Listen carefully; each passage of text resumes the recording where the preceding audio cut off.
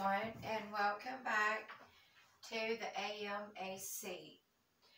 And I hope you all are doing well out there. And on today's show, we are going to have our Wednesday devotional reading, and it is going to be from, let's see, 1 Kings 17:3. Hide in the Kerith Ravine. God's servants must be taught the value of the hidden side of life.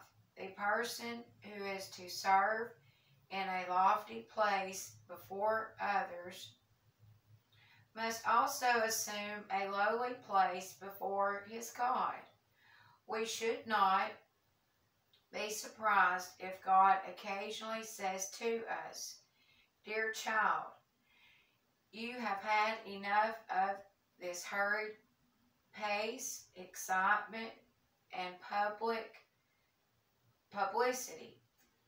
Now I want you to go and hide yourself, hide in the Kerith Ravine of sickness, the Kerith Ravine of sorrow, or some place of total solitude from which the crowds have turned away. And happy is the person who can reply to the Lord, 'Your will is also mine. Therefore I run to hide myself in you. I long to dwell in the tent forever and take refuge in the shelter of your wings.'" Psalm 61:4.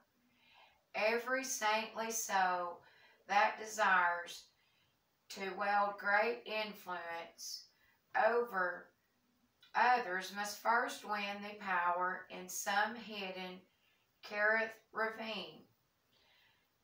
Acquiring spiritual power is impossible unless we hide from others and ourselves in some deep ravine where we may absorb the power of the eternal God. May our lives be like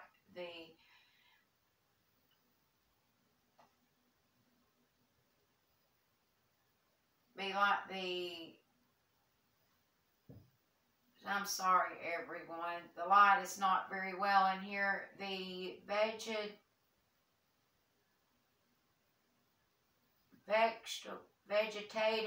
vegetation centuries ago that absorbed the power of the sunshine and now gives the energy back after having become cold. Lancelot Andrews, a bishop of the Church of England and one of the translators of the King James Bible of 1611, experienced his Kerith Ravine, in which he spent 5 hours of every day in prayer, a devotion to God. John Welsh, a temporary of Andrews and a Presbyterian who was imprisoned for his faith by James V of Scotland, also had his ravine. He believed his day to be wasted if he did not spend 8 to 10 hours of isolated communion with God. David Brainerd's ravine was the forest of North America while he served as a pioneer missionary to the American Indians during the 18th century.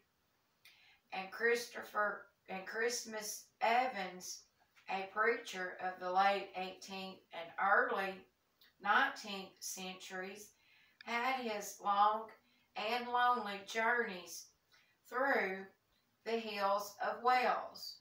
Looking back to the blessed age from which we date the centuries, there are many notable ravines.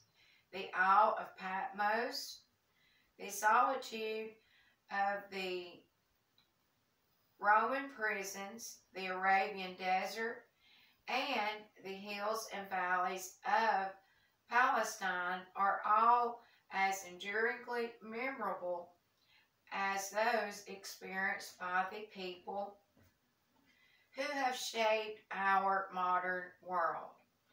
Our Lord himself lived through his Kerith Ravine in Nazareth, in the wilderness of Judah, amid the olive trees of Bethany, and in the solitude of the city of Gadara.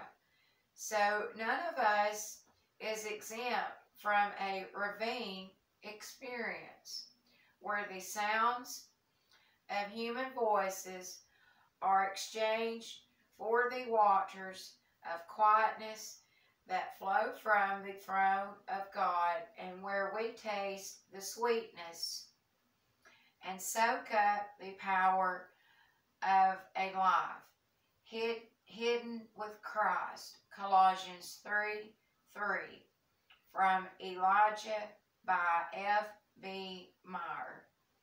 So everyone, that was another wonderful, glorious devotional reading for this Wednesday. And I hope you all enjoyed that. And stay tuned for this Sunday's devotional reading.